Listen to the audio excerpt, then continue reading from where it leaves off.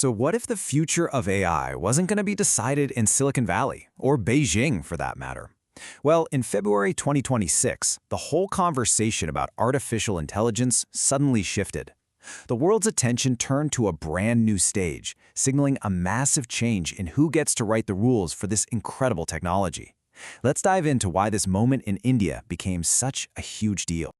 You know, by 2026, we were all getting kind of used to these big global AI summits. It seemed like a regular thing. You'd see the usual lineup of world leaders and tech CEOs on familiar stages, all debating the future of AI. But this one just felt different. This wasn't Geneva or London or Washington, D.C.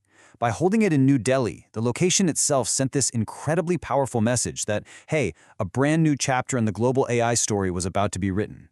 And that message was crystal clear right from the very beginning. The host nation's leader, Prime Minister Narendra Modi, framed the entire summit not around things like corporate profits or who has the upper hand geopolitically, but around a really simple, powerful idea: making sure AI is used for the benefit of everyone. So let's get into it. What exactly was it about this new global stage in New Delhi that made it so different? Well, for the first time ever, this critical global conversation was hosted in the Global South. And that's basically a term for the world's developing nations. Moving the summit to Bharat Mandapam in New Delhi wasn't an accident. It was a very deliberate choice to shift the conversation, to bring a more inclusive, more diverse perspective to the table.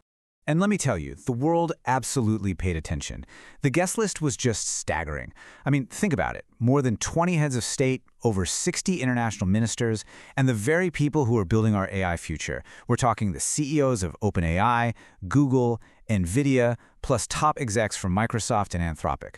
Literally everyone was in the room, and the stakes just couldn't have been higher.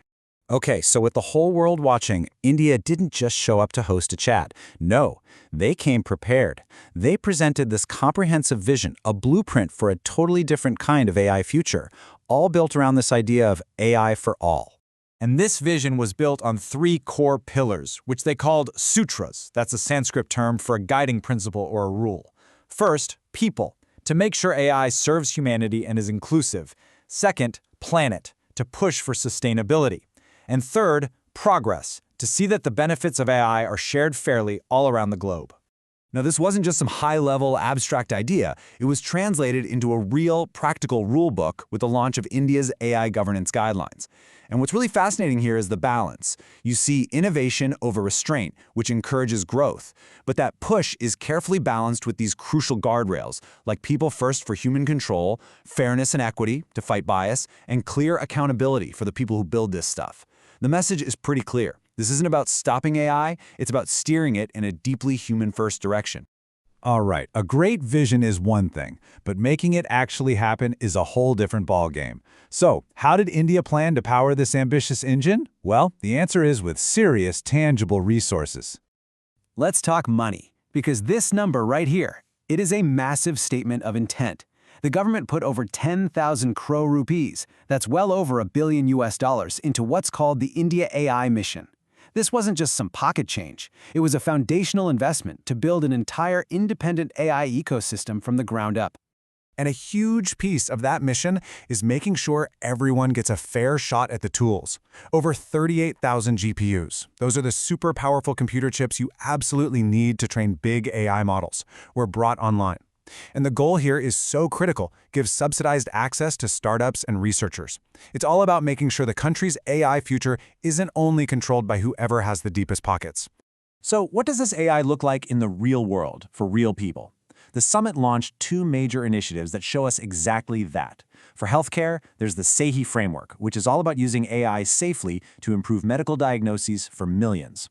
And for agriculture, you have the Bharat Vistar platform, which is basically an AI assistant for farmers, giving them crucial advice on crops and weather right on their phones. This is AI for the people in action. So when you look past all the investments and the cool new initiatives, what was the bigger message that India was really sending to the rest of the world? The message was really a proposal for a third way. It's an alternative path. See, you have the AI model that's purely driven by corporate profits, like we often see in the West, and then you have the model that's entirely controlled by the state. India is putting a third option on the table, one that's firmly anchored in public interest, designed to build a nation's own capabilities, and always put its citizens first. And in doing that, India is positioning itself as this crucial connector in what can be a pretty divided world. It's an effort to act as a bridge, to translate the amazing innovations from advanced economies into solutions that can actually scale and be affordable for the developing world. And this really leaves us with the central question, doesn't it? The question of this summit's true legacy. India is trying to build and roll out AI for the public good at the unbelievable scale of over 1 billion people. If they can pull this off, the real question isn't just about India's future. It's whether this human-centric, public interest model could actually become the blueprint for the rest of the world.